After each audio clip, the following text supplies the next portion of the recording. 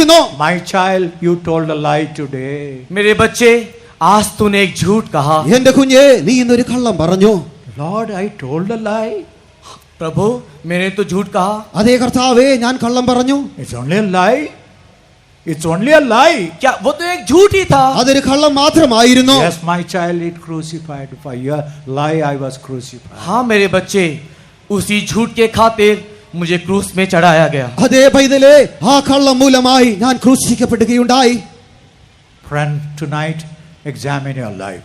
प्रिय बंधु, आज अपने जीवन को आप जांच के देखो. പ്രിയരേ, ഇന്ന് നമ്മുടെ ജീവിതത്തെ നാം പരിശോധിച്ചു നോക്കുക. For your every sin that you have committed in your life. आपके जीवन में किए हुए हर एक पाप के खातिर നിങ്ങളുടെ ജീവിതത്തിൽ ചെയ്തതായ ഓരോ പാപം മൂലമായി He was crucified. उसे क्रूस पर चढ़ाया गया. അവൻ ക്രൂശിക്കപ്പെടുകയുണ്ടായി. Look at the blood that is flowing from Calvary. Kalvari से बहने वाला वो लहू, കാൽവരിയിൽ ഒഴുകുന്നതായ രക്തം, Whatever type of sin that you have committed in your life. आपके जीवन में आप जिस किसी भी प्रकार के पाप क्यों ना किए हो, നിങ്ങളുടെ ജീവിതത്തിൽ ഏതുവിധമായ പാപം നിങ്ങൾ ചെയ്തിരുന്നാലും You need not go here and there. आपको इधर उधर भटकने का जरूरी नहीं. നിങ്ങൾ അവിടെ ഇവിടങ്ങൾ അലഞ്ഞു തിരിയേണ്ട ആവശ്യമില്ല. Tonight, आज की रात ഇന്ന് രാത്രിയിൽ the blood from Calvary will wash you through and through and through and through and through. Kalvari से बहने वाला वो लहू आपको संपूर्ण संपूर्ण संपूर्ण रीति से धो देगा. കാൽവരിയിൽ ഒഴുകുന്നതായ രക്തം പൂർണ്ണമായും നിങ്ങളെ കഴുകുവാൻ പോകുന്നു. Open your heart. अपने हृदय को खोल दे, നിങ്ങളുടെ ഹൃദയങ്ങളെ തുറക്കുക. Open your mouth. अपने मुंह को खोले. നിങ്ങളുടെ വായെ തുറക്കുക. Lord, I am a sinner. हे प्रभु, मैं पापी हूँ. കർത്താവേ, ഞാൻ പാപിയാകുന്നു. I am full of pride. मैं घमंड से भरा हुआ हूँ. ഞാൻ നിഗളത്താൽ Full നിറയപ്പെട്ടിരിക്കുന്നു. of anger. मेरे अंदर क्रोध है, എന്നിൽ കോപമുണ്ട്. Full of lust. मेरे अंदर अभिलाषा है, എന്നിൽ മോഹങ്ങളുണ്ട്. Jealousy. मेरे अंदर ईर्ष्या है, എന്നിൽ ഈർഷ്യയുണ്ട്. Doubt. मेरे अंदर संदेह है. എന്നിൽ സംശയങ്ങളുണ്ട്. So many things are filled in my heart, Lord. मेरे दिल में, मेरे मन में कई प्रकार का चीज भरी हुई है. അനേക കാര്യങ്ങൾ എന്റെ ഹൃദയത്തിൽ നിറഞ്ഞിരിക്കുന്നു. Wash me with thy blood. हाँ, आप मुझे तेरे लहू से धो ले प्रभु. നിന്റെ രക്തത്താൽ എന്നെ കഴുകണമേ. Open your mouth. अपने मुंह को खोलो, നിങ്ങളുടെ വായെ തുറക്കുക.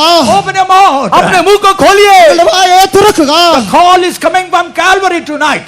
एक कलवरी क्रूस से एक बुलाहट आपकी ओर आ रहा है. കാൽവരി ക്രൂസിൽ നിന്ന് നിങ്ങളെ വിളിക്കുന്നു. Come unto me, all you that are weary and laden. हे सारे बोझ से दबे हुए लोगों, मेरे पास आओ. അധ്വാനിക്കുന്നവരും ഭാരം ചുമക്കുന്നവരുമേ, എങ്കിലേക്ക് വരിക. I will give you rest. मैं तुझे विश्राम दूंगा. ഞാൻ നിങ്ങൾക്ക് വിശ്രാമം തരും. Today you can find rest.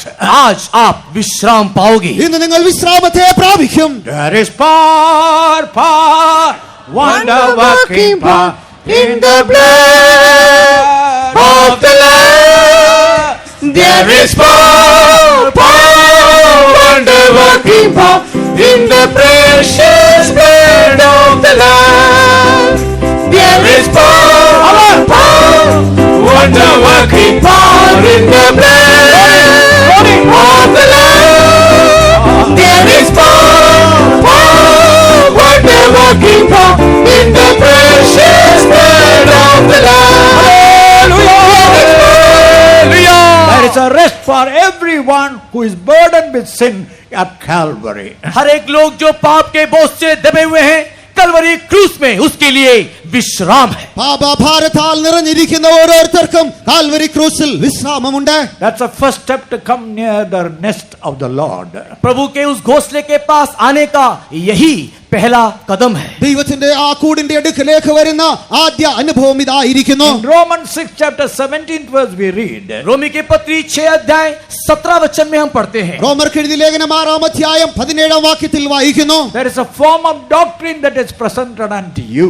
आपके लिए एक उपदेश, एक सिद्धांत आपको दिया है. നിങ്ങൾക്കായി ഒരു ഉപദേശ രൂപത്തെ തന്നിരിക്കുന്നു. After your sins are washed by the blood of Jesus Christ. प्रभु यीशु मसीह के बहुमूल्य लहू से आपके पाप धो दिए जाने के बाद കർത്താവായ യേശുക്രിസ്തുവിന്റെ രക്തത്താൽ നിങ്ങളുടെ പാപങ്ങൾ കഴുകപ്പെട്ട ശേഷമായി You must come under the form of doctrine and submit to the doctrine. आप लोग उस उपदेश के सांचे पर आना चाहिए और अपने आप को वहां पर समर्पण करना चाहिए. നിങ്ങൾ ആ ഉപദേശ രൂപത്തിന്റെ അടുക്കലേക്ക് വന്ന് ഹൃദയപൂർവ്വമായി നിങ്ങളെ സമർപ്പിക്കേണ്ടിയിരിക്കുന്നു. In Deuteronomy 6 chapter the last verse we read. व्यवस्था विवरण 6 अध्याय के आखिरी वचन में हम पढ़ते हैं. ആവർത്തന പുസ്തകം 6-ാം അധ്യായം അവസാന വാക്യം വാക്യത്തിൽ വായിക്കുന്നത്, if we obey all these things, it shall be our righteousness. यदि ये सारी बातों को तुम लोग मानोगे तो वो तुम्हारे लिए धार्मिकता होगी. ഇവയൊക്കെ നാം കാത്തുകൊണ്ടാൽ അവ നമുക്ക് നീതിയായി കണക്കിടും. Water baptism is a counsel of God. पानी का बपतिस्मा परमेश्वर का एक सलाह है. ജലസ്നാനം എന്നുള്ളത്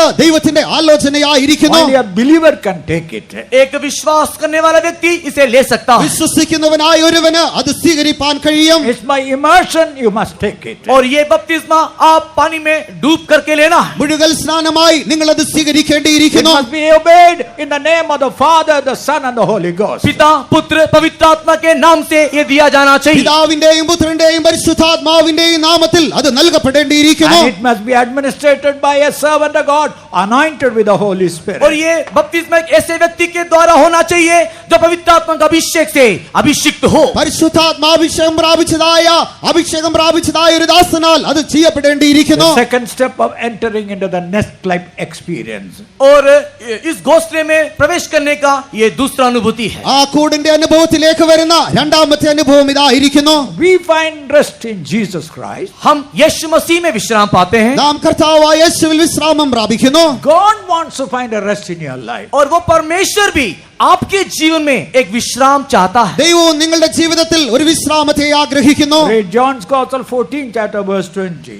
और योना रचित सुसमाचार 14 अध्याय 20 वचन को पढ़ेंगे. യോഹന്നാന്റെ സുവിശേഷം 14 അധ്യായം 20 വാക്യം. At that day ye shall know that I am in my Father, and ye in me, and I in you. उस दिन तुम जानोगे कि मैं अपने पिता में हूँ और तुम मुझ में और मैं तुम में. The third experience of receiving the Holy Spirit. और तीसरा अनुभूति जो है वो है पवित्र आत्मा का अभिषेक को पाना. മൂന്നാമത്തെ അനുഭവമായി പരിശുദ്ധാത്മാവിനെ പ്രാപിക്കുക. There the triune God comes and dwells in you. और उस अनुभूति में तृतीय परमेश्वर हमारे अंदर आकर के निवास करने लगता है. അതിലൂടെ തൃത്വ ദൈവം വന്ന് നമ്മിൽ വസിക്കുവാൻ തുടങ്ങുന്നു. Kindly read Isaiah chapter 28 verses 11 and 12. यशायाह किताब 28 अध्याय का 11-12 वचन. യെശയ്യാവിന്റെ പുസ്തകം 28 അധ്യായം 11-12 വാക്യങ്ങൾ. वह तो इन लोगों से परदेशी होंठों और विदेशी भाषा वालों के द्वारा बातें करेगा, जिनसे उसने कहा विश्राम इसी से मिलेगा, इसी के द्वारा थके हुओं को विश्राम दो, परंतु उन्होंने सुनना ना चाहा. For with stammering lips and another tongue will he speak to his people, to whom he said, this is the rest wherewith ye may cause the weary to rest, and this is the refreshing, yet they would not hear. Now this is the rest. That is when you receive the baptism of the Holy Spirit with the evidence of speaking in tongues, there you find a rest, and the triune God finds rest in you. यही विश्राम है जब वो पवित्र आत्मा का अभिषेक अन्य अन्य भाषा के चिन्ह के साथ प्राप्त करते हो. उस अनुभूति के माध्यम से परमेश्वर आप में, ये तृतीय परमेश्वर आप में विश्राम करना चाहता है. അന്യഭാഷാടയാളത്തോടെ നിങ്ങൾ അഭിഷേകം പ്രാപിക്കുമ്പോൾ അതാകുന്നു വിശ്രാമം എന്ന് പറയുന്നത്. Stage by stage you are entering the spiritual nest of the Lord. हम लोग कदम कदम परमेश्वर के उस आत्मिक घोंसले में बढ़ते चले जाते हैं. പടിപടിയായി അങ്ങനെ ആത്മീകമായ ആ കൂടിനുള്ളിൽ നാം പ്രവേശിക്കുന്നു. And not only that, केवल इतना ही नहीं, അത് മാത്രമല്ല in Ephesians 2nd chapter एफिसी की पत्री दूसरा अध्याय എഫേസ്യർക്ക് എഴുതിയ ലേഖനം 2 അധ്യായം 19 to 22. उसके 19 से लेकर के 22 तक का वचन. 19 മുതൽ 22 വരെയുള്ള വാക്യങ്ങൾ. इसलिए तुम अब विदेशी और मुसाफिर नहीं रहे, परंतु पवित्र लोगों के संगी स्वदेशी और परमेश्वर के घराने के हो गए, और प्रेरितों और भविष्यवक्ताओं की नींव पर, जिसके कोने का पत्थर मसीह यीशु आप ही है, बनाए गए हो, जिसमें सारी रचना एक साथ मिलकर प्रभु में एक पवित्र मंदिर बनती जाती है, जिसमें तुम भी आत्मा के द्वारा परमेश्वर का निवास स्थान होने के लिए एक साथ बनाए जाते हो. Now therefore ye are no more strangers and foreigners, but fellow citizens with the saints and of the household of God, and are built upon the foundation of the apostles and the prophets, Jesus Christ himself being the chief cornerstone, in whom all the building fitly framed together groweth unto an holy temple in the Lord, in whom ye also are builded together for an habitation of God through the Spirit. Through the Spirit you become a habitation of the Lord. आत्मा के द्वारा आप परमेश्वर का निवास स्थान बन गए. ആത്മാവിനാൽ നാം ദൈവത്തിന്റെ വാസസ്ഥലമായി തീരുന്നു. Not alone. आप अकेले नहीं, നാം ഏകരല്ല. with the saints of God. संतों के साथ ദൈവത്തിന്റെ വിശുദ്ധന്മാരോടുകൂടെ You enter into fellowship of the saints of God. हम लोग परमेश्वर के संतों की सहभागिता में आ गए हैं। നാം ദൈവത്തിന്റെ വിശുദ്ധന്മാരുടെ കൂട്ടായ്മയിലേക്ക് വരുന്നു. Stage by stage you are brought into the nest. आप कदम कदम उस घोंसले की ओर बढ़ रहे हो। പടിപടിയായി ആ കൂടിനുള്ളിലേക്ക് നാം വരുന്നു. In this fellowship of the saints of God, there are two things you have to remember. और इस संतों की सहभागिता में दो बात आप याद रखें। വിശുദ്ധന്മാരുടെ കൂട്ടായ്മയിൽ രണ്ട് കാര്യങ്ങൾ നാം ഓർമ്മിക്കുക.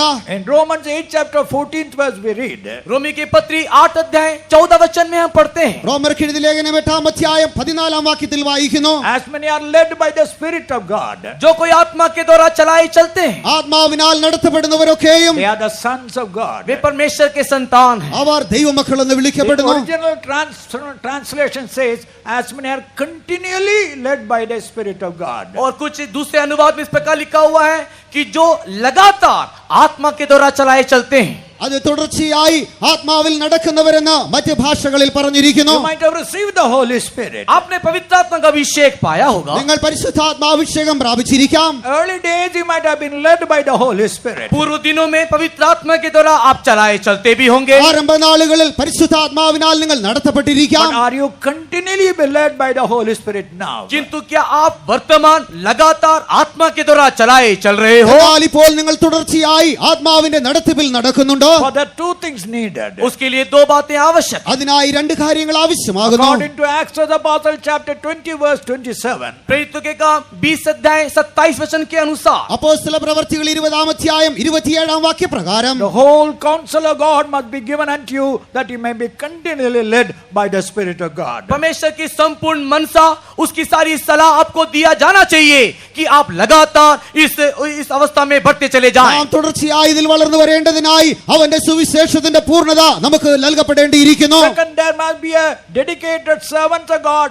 According to the guidance of the Spirit, they must lead you and guide you. और दूसरा विषय है, हमारे लिए प्रतिष्ठित सेवक होना चाहिए जो आत्मा की अगुवाई से आपको चलाए, आपको अगुवाई करे। അതിനായി പ്രതിഷ്ഠിക്കപ്പെട്ടതായി സുവിശേഷകർ ശുശ്രൂഷകർ ആവശ്യമായിരിക്കുന്നു. ആത്മാവിന്റെ നടത്തിപ്പിൽ നമ്മെ നടത്തേണ്ടതിനായി. Many want the spiritual blessing, but they don't want the guidance by the dedicated servants of God. कई लोगों को आत्मिक आशीषें तो चाहिए, किंतु समर्पित सेवकों की अगुवाई उन्हें नहीं चाहिए। അനേകർക്കും ആത്മികമായ അനുഗ്രഹങ്ങൾ ആവശ്യമായിരിക്കുന്നുവെങ്കിലും പ്രതിഷ്ഠിക്കപ്പെട്ട ശുശ്രൂഷകരുടെ നടത്തിപ്പ് അവർക്ക് ആവശ്യമില്ല. Why? क्यों? എന്തുകൊണ്ട്? In Isaiah chapter 63, यशायाह की किताब 63 अध्याय യെശയ്യാവിന്റെ പുസ്തകം 63-ാം അധ്യായം we see a animal horse in verse 13. और 13 वचन में हम एक घोड़े के विषय में देखते हैं। അതിന്റെ 13-ാം വാക്യത്തിൽ ഒരു കുതിരയെ നാം കാണുന്നു. A horse can run very fast on an ordinary ground.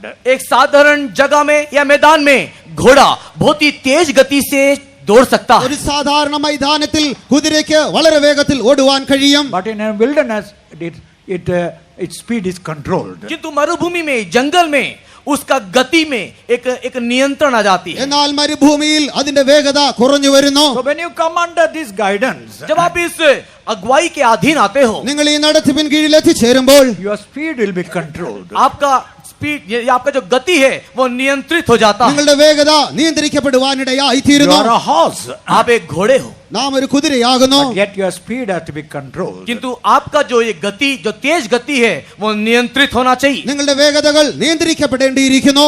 Second, the same chapter verse 14. उसी अध्याय के 14 वचन में, അതേ അധ്യായത്തിലെ 14-ാം വാക്യത്തിൽ Like a beast that coming from the mountain top.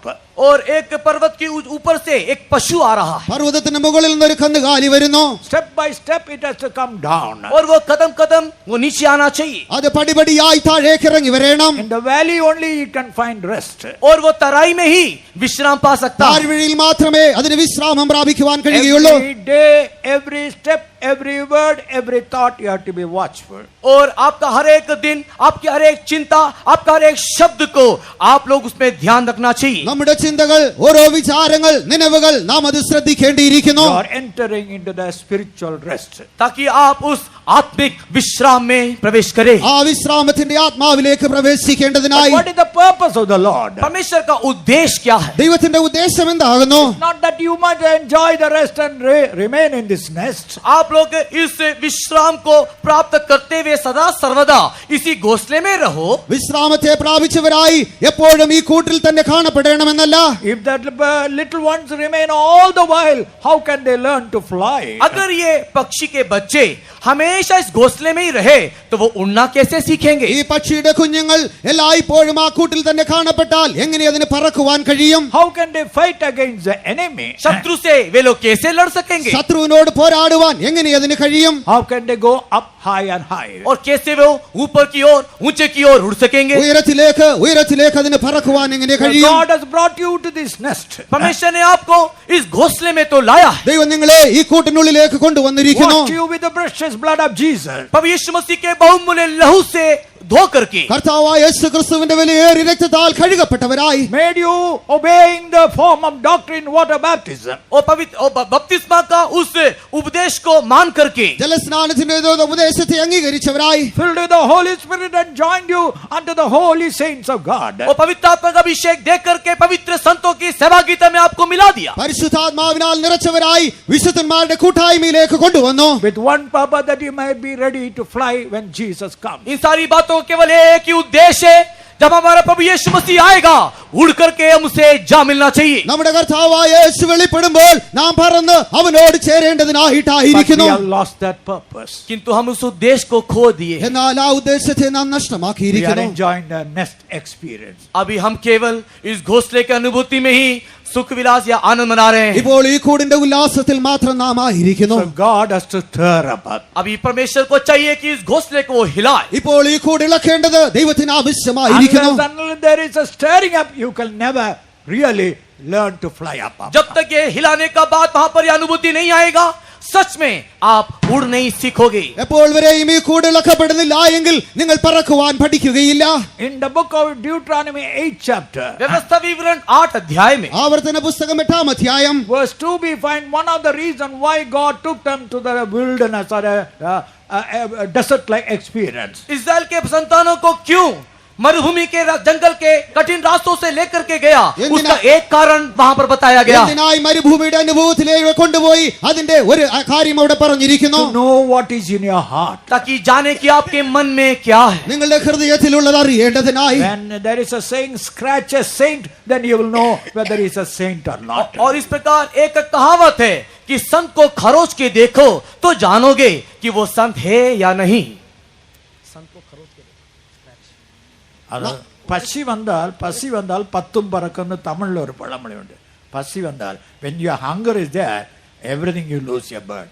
और जब आपको भूख लगेगा तो आप सब कुछ खो बैठोगे. നമുക്ക് വിശപ്പ് വന്നാൽ നാം എല്ലാം വിട്ടുകളയുവാനിടയായി തീരും. All the time then you are hungry, you are having food and everything, you are all right. जब तक आपको भोजन मिलता है, आपको कोई भूख नहीं है, तब तक आप तो ठीक हो. എപ്പോൾ വരെ നിങ്ങൾക്ക് ആഹാരം ലഭിക്കുന്നു, വിശപ്പില്ല എങ്കിൽ നിങ്ങൾ ശരിയായ അവസ്ഥയിലായിരിക്കുന്നു. One of our believers from Delhi Camp went to Madras Convention in the early days. पूर्व दिनों में एक विश्वासी भाई दिल्ली कैंट से मद्रास के सम्मेलन में गया. ആരംഭ സമയങ്ങളിൽ ഒരു വിശ്വാസി ഡൽഹി ക്യാൻഡിൽ നിന്ന് മദ്രാസിൽ കൺവെൻഷൻ ആയി പോയി. They were distributing coffee.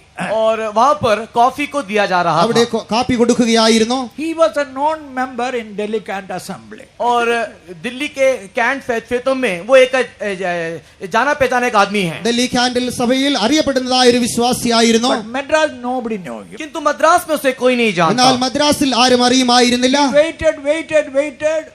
Nobody gave him a cup of coffee. और वो इंतजार करता रहा और करता ही रहा, किसी ने उसको कॉफी भी नहीं दिया. അനേക സമയം അവൻ കാത്തിരുന്നുവെങ്കിലും ആരും ഒരു കപ്പ് കാപ്പി പോലും അവന് കൊടുത്തില്ല. Finally he lost the balance. और उसने अपना नियंत्रण खो दिया. അവസാനമായി അവന്റെ നിയന്ത്രണം നഷ്ടമായി. He threw the cup of coffee. और उसने उससे कॉफी के कप को फेंक दिया. അവൻ ആ കാപ്പിയുടെ cup എടുത്തെറിയുകയുണ്ടായി. I don't want your coffee. मुझको तेरा कॉफी नहीं चाहिए. എനിക്ക് നിന്റെ കാപ്പി ആവശ്യമില്ല. He came and told me, Pastor, all the time I waited, I lost my patience. और उसने आकर के मुझसे कहा, पास्टर जी मैं तो बहुत ही धीरज के साथ बैठा रहा, किंतु आखिर में मैंने मेरे धीरज को खो दिया. അവൻ വന്ന് എന്നോട്, പാസ്റ്റർ ഞാൻ ഇത്ര നേരം ക്ഷമയോടെ കാത്തിരുന്നു, ഇപ്പോൾ എന്റെ ക്ഷമ നശിച്ചിരിക്കുന്നു So എന്ന് God പറഞ്ഞു. allows you and stirs you up and find out what type of man you are. और इसी कारण से परमेश्वर आपको हिलाएगा और वो आपको जांच करके देखेगा कि आप किस प्रकार के मनुष्य हो. നിങ്ങൾ ഏത് വിധമായ മനുഷ്യനെന്ന് അറിയേണ്ടതിനായി ദൈവം നിങ്ങളെ കുലുക്കുവാനിടയായി തീരും. In the same chapter verse 16 we read, उसी अध्याय के 16 वचन में हम पढ़ते हैं, അതേ അധ്യായത്തിന്റെ 16 വാക്യത്തിൽ വായിക്കുന്നത്, God allows you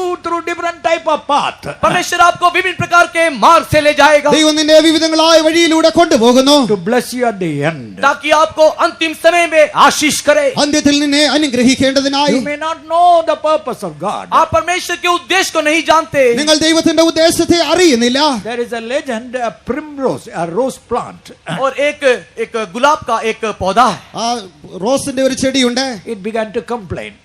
और उसने एक शिकायत की. അത് പരാതി പറയുവാൻ തുടങ്ങി. I am all the time pushed to the corner. हमेशा मुझको एक किनारे में ही रखा जाता है. എല്ലായ്പ്പോഴും എന്നെ മൂലയിൽ വയ്ക്കുന്നു.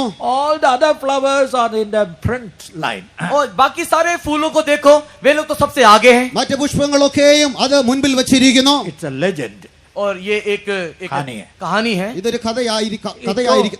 told the gardener, और उसने उस माली को कहा, അതിന്റെ യജമാനനോട് അവൻ പറഞ്ഞത്, take me to the front line. I don't want this back line. मुझको सबसे आगे के लाइन में ले जाइए, मुझे पीछे का स्थान नहीं चाहिए. എനിക്ക് പുറകെയുള്ളതായ അവസ്ഥ ആവശ്യമില്ല, മുൻപിലത്തെ വരിയിൽ എന്നെ കൊണ്ടുപോകുക എന്ന് പറഞ്ഞു. The gardener took the primrose and kept it in the front line. और उस माली ने उस गुलाब के पौधे को सबसे आगे लाके रख दिया. അവിടെ ആ തോട്ടക്കാരൻ ആ പുഷ്പത്തെ എടുത്ത് അതിന്റെ മുൻപിലത്തെ വരിയിൽ കൊണ്ടുവയ്ക്കുന്നു. More sun, बहुत ही ज्यादा सूरज की रोशनी അധികമായി ചൂടടിക്കുന്നു, more pressure. और बहुत ही ज्यादा दबाव. അധികമായി സമ്മർദ്ദം ലഭിക്കുന്നു. It lost the rose flavor and the smell, everything. और वो गुलाब अपने सुगंध को और अपने उस अच्छे बातों को उसने खो दिया. അതിന്റെ സൗരഭ്യത്തെയും നല്ല അവസ്ഥയെയും അത് നഷ്ടമാക്കുന്നു. It realized. और उसने इस बात का अनुभव किया. ഇപ്പോൾ അത് മനസ്സിലാക്കി. It told the gardener, और उसने फिर माली को कहा, വീണ്ടും അത് യജമാനോട് പറയുന്നത്, I don't want the number one place. I want the last place. मुझको आगे का स्थान नहीं चाहिए, मुझे कृपा करके पीछे ले जाइए. എനിക്ക് ആദ്യത്തെ അവസ്ഥ ആവശ്യമില്ല, എന്നെ പുറകിൽ Dear കൊണ്ടുപോകുക. brother, God knows what you need today. परमेश्वर के प्रिय लोगों, परमेश्वर ये जानता है कि आपको क्या चाहिए. നിങ്ങൾക്ക് എന്താ ആവശ്യമെന്ന് പ്രിയ ദൈവജനമേ ദൈവം അറിയുന്നു. Do you want the first place? Yes, He will give you the first place. क्या आपको पहला स्थान चाहिए तो वो आपको दे देगा. നിങ്ങൾക്ക് ആദ്യ സ്ഥാനം ആവശ്യമെങ്കിൽ ആദ്യ സ്ഥാനം അവൻ നൽകി But തരും. God wants you to bless you at the end. किंतु परमेश्वर ये चाहता है कि आपको अंतिम समय में भला करे. എന്നാൽ അവസാനത്തിൽ നിങ്ങളെ അനുഗ്രഹിക്കേണ്ടതിനായി ദൈവം ആഗ്രഹിക്കുന്നു. So in different ways, God began to stir your soul. और इसी कारण से विभिन्न तौर तरीके से हमारा परमेश्वर हमारे जीवन को हिलाता है. അങ്ങനെ വിവിധങ്ങളായ രീതിയിൽ നമ്മുടെ ദൈവം നമ്മുടെ ജീവിതത്തെ കുലുക്കുന്നു. The first thing that stirs up your nest is और सबसे पहला जो हमारे घोंसले को हिलाने वाली अनुभूति ആദ്യമായി നമ്മുടെ കൂടിനെ അനക്കുന്നതായ അനുഭവം in Isaiah 53. यशायाह 53 अध्याय യെശയ്യാവിന്റെ പുസ്തകം 43 അധ്യായം 53 അധ്യായം. Verse 3 we read. और उसके तीसरे वचन में पढ़ते हैं, 53 3 വാക്യം. वह तुच्छ जाना जाता और मनुष्यों का त्यागा हुआ था. वह दुखी पुरुष था, रोग से उसकी जान पहचान थी और लोग उससे मुख फेर लेते थे. वह तुच्छ जाना गया और हमने उसका मूल्य ना जाना. He is despised and rejected of men, a man of sorrows, acquainted with grief, and we hid as it were our faces from him. He was despised and we esteemed him not. The first stirring up through comes in the form of rejection and misunderstanding. और सबसे पहला इस घोंसले को हिलाने वाला अनुभूति है हमको रद्द किया जाना और हमारे अंदर कई प्रकार के गलत समझने वाली अनुभूति से होकर के जाना. മനുഷ്യരാൽ നിന്ദിക്കപ്പെടുകയും ത്യജിക്കപ്പെടുന്ന അനുഭവം ആദ്യമായി ഈ കൂടെ നിൽക്കുന്ന അനുഭവത്തെ കാണുന്നു. If you have gone through, remember, God is stirring you up for a greater purpose. यदि आप इस प्रकार के मार्ग से होकर के जा रहे हो तो याद रखिए एक बहुत बड़े उद्देश्य के लिए परमेश्वर आपको हिला रहा है. ഇങ്ങനെയുള്ള അനുഭവത്തിലൂടെ നിങ്ങൾ കടന്നു പോകുന്നുവെങ്കിൽ അറിഞ്ഞുകൊള്ളുക, ദൈവം വലിയൊരു ഉദ്ദേശത്തോടെ അത് ചെയ്യുന്നു. In 2 Timothy 1st chapter we read, पहला तिमोथी उसके पहले अध्याय में हम देखते हैं 2 തിമോഥെയോസ് അതിന്റെ 1 അധ്യായത്തിൽ വായിക്കുന്നു. there we find about Paul.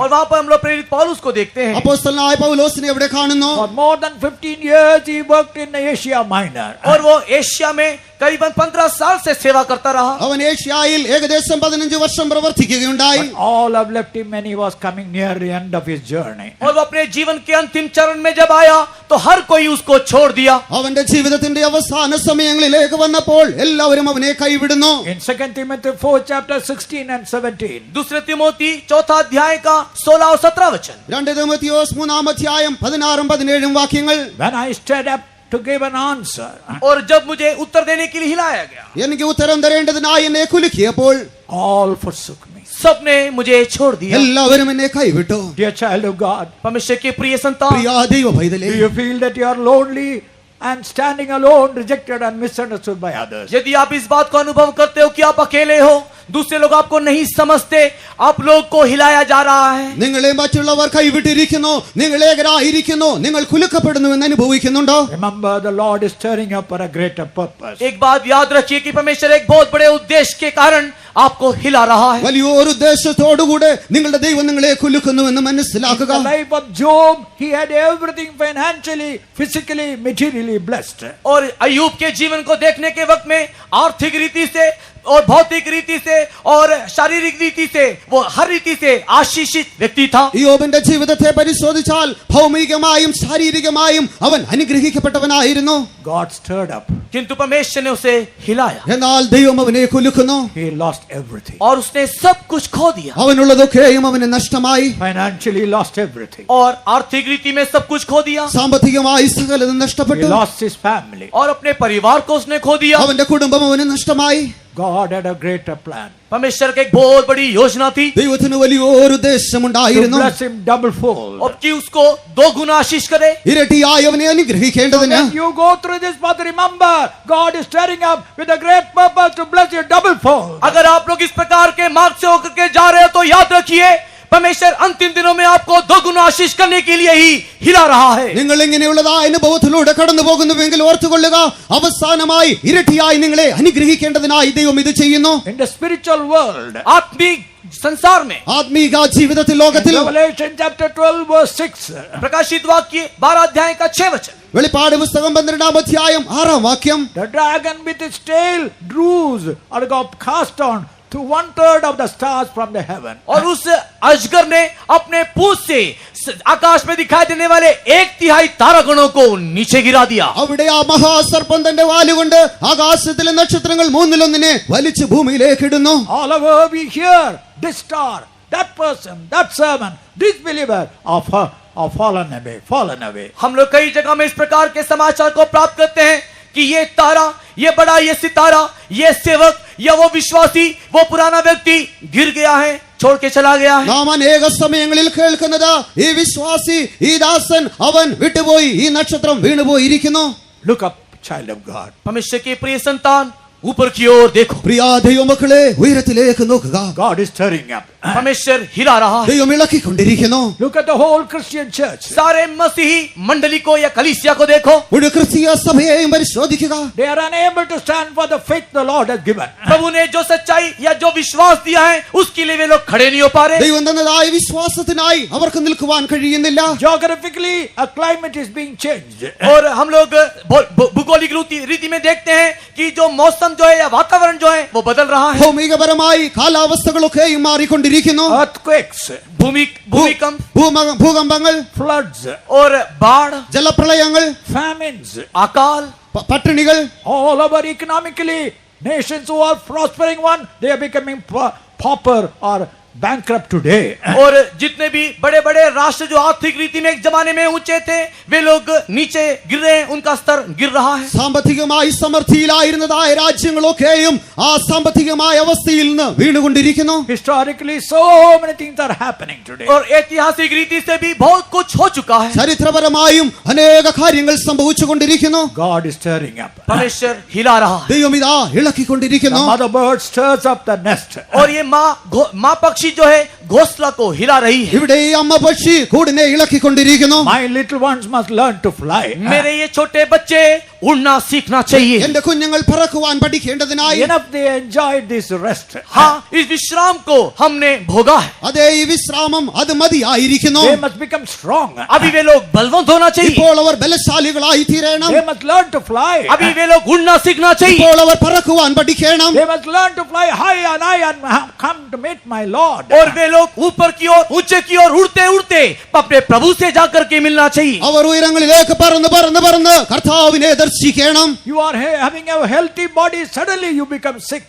आपका तो एक स्वस्थ शरीर था, अचानक आप बीमार हो गए। നിങ്ങൾ നല്ല ആരോഗ്യമുള്ള ശരീരമുണ്ടായിരുന്നു, പെട്ടെന്ന് രോഗിയായി തീരുന്നു. It may be asthma. वो एक आस्मा हो सकता है, ഒരുപക്ഷേ വലിവായിരിക്കാം, It may be diabetes. वो एक डायबिटिक हो सकता है, അല്ലെങ്കിൽ പ്രമേഹമായിരിക്കാം, It may be blood pressure. वो एक ब्लड प्रेशर हो सकता है, രക്തസമ്മർദ്ദമായിരിക്കാം, It may be the dreadful disease of cancer. और वो एक बहुत ही भयंकर बीमारी कैंसर हो सकता है, മരണകരമായ അസുഖമായ അർബുദമായിരിക്കാം. It may be any physical ailment. वो आपके शरीर में किसी भी प्रकार की बीमारी हो सकती है। നിങ്ങളുടെ ശരീരത്തിൽ ഏതുവിധമായ രോഗമായിരിക്കാം. Why it happened to me? क्यों ये हुआ? എന്തുകൊണ്ട് ഇത് സംഭവിക്കുന്നു? Why I should be sick like क्यों that? मैं इस प्रकार बीमार होना है? എന്തുകൊണ്ട് ഞാൻ ഇങ്ങനെ രോഗിയായി തീരണം? Do not be discouraged. आप लोग निराश ना हो। നിങ്ങൾ നിരാശരായി തീരുന്നു. Find out why this sickness came and attacked you. आप लोग इस बात को ढूंढे, पता लगाएं कि क्यों ये बीमारी आपके लिए रखा है। ഈ രോഗം നിങ്ങളുടെ മേൽ വന്ന് എന്തുകൊണ്ട് നിങ്ങളെ ആക്രമിച്ചു എന്ന് പരിശോധിച്ചു നോക്കുക.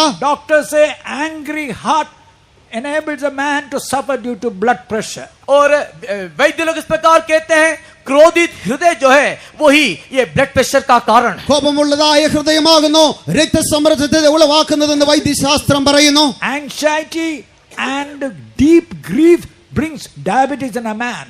और ये जो चिंता की जो बातें हैं, ये सारी बातें हमारे जीवन में ये मधुमेह की बीमारी या डायबिटीज को लेकर आती है। ആകാംക്ഷയും ഹൃദയം നിറഞ്ഞതായ ദുഃഖങ്ങളും അത് പ്രമേഹ രോഗത്തെ ഉരുവാക്കുന്നു. Recently doctors have found out deep grief, a grief which you cannot tell to anybody else. एक ऐसा गहराई में दिखाई देने वाला दुख जो आप किसी को भी बोल नहीं सकते। ഹൃദയത്തിന്റെ ആഴത്തിൽ കാണപ്പെടുന്നതായ ദുഃഖം ആരോടും പറയുവാൻ കഴിയുന്നില്ല. It goes on, you are bottling up in your heart. और उस चीज को अपने दिल में ही आप बंद करके रखे हो। നിങ്ങളുടെ ഹൃദയത്തിൽ അത് നിറച്ച് നിങ്ങൾ അടച്ചു വച്ചിരിക്കുന്നു. It turns out into kind of diabetics. और ये जो चीज है वो मधुमेह की बीमारी में बदल जाता है। അത് പ്രമേഹമായി മാറ്റപ്പെടുന്നു. I have no time to explain physically, but please remember, when you are going through anxiety and deep grief, diabetes attacks you. हमेशा ये सारी बातों को विवरण करने के लिए मेरे पास समय नहीं। इस प्रकार के दिल के गहराई के दुखों में, चिंताओं में होकर के गुजरते हैं, यही ये बीमारी का कारण है। നിങ്ങൾ ഹൃദയത്തിന്റെ ആഴത്തിൽ ദുഃഖമുള്ളവരായി വ്യസനമുള്ളവരായി ആകാംക്ഷയുള്ളവരായി കാണപ്പെടുമ്പോൾ പ്രമേഹം നിങ്ങളുടെ മേൽ വരുമെന്ന് അറിഞ്ഞുകൊള്ളുക. When you have an unforgiving spirit, जब आपको क्षमा नहीं करने वाली एक आत्मा है, ക്ഷമിക്കപ്പെടാത്തതായ ഒരു ആത്മാവ് നിങ്ങളിൽ കാണപ്പെടുമ്പോൾ cancer will attack you. आपके ऊपर कैंसर का आक्रमण होगा। അർബുദം നിങ്ങളെ പിടിപ്പാനിടയാകുന്നു. When you are disturbed inwardly, आपके भीतर में आप बहुत ही परेशान हो। നിങ്ങളുടെ അകമേ മനുഷ്യൻ പ്രയാസത്തിലാകുമ്പോൾ skin diseases will attack you. आपके अंदर ये चर्म रोग आएगा। ത്വക്ക് രോഗങ്ങൾ നിങ്ങളെ പിടിക്കുന്നു. Different parts of body pain and so many things. आपके शरीर के विभिन्न भागों में दर्द उठेगा और कई प्रकार की बातें। നിങ്ങളുടെ ശരീരത്തിന്റെ വിവിധ ഭാഗങ്ങളിൽ വേദനകൾ രോഗങ്ങൾ ഉണ്ടാകുന്നു. Do not be worried about the stirring up. आप लोग इस सारे हिलाए जाने वाले बातों के विषय में चिंतित ना हो। നിങ്ങൾ ഇങ്ങനെയുള്ള ഇളകുന്ന കാര്യങ്ങളെ കുറിച്ച് The വിചാരപ്പെടാതിരിക്കുക. Lord is going to touch you tonight. आज की रात प्रभु आपको छूने जा रहा है। ഇന്ന് രാത്രിയിൽ നിങ്ങളുടെ ദൈവം നിങ്ങളെ തൊടുവാൻ പോകുന്നു. We are not going to touch you, हम लोग आपको नहीं छुएंगे, ഞങ്ങൾ നിങ്ങളെ തൊടുകയല്ല, but the Lord is going to touch you. किंतु प्रभु आपको छुएगा। കർത്താവ് നിങ്ങളെ തൊടുവാൻ പോകുന്നു. In Psalms 107 verse 20 we read, 120 भजन में हम पढ़ते हैं, 120 സങ്കീർത്തനത്തിൽ വായിക്കുന്നു. 107 verse 20.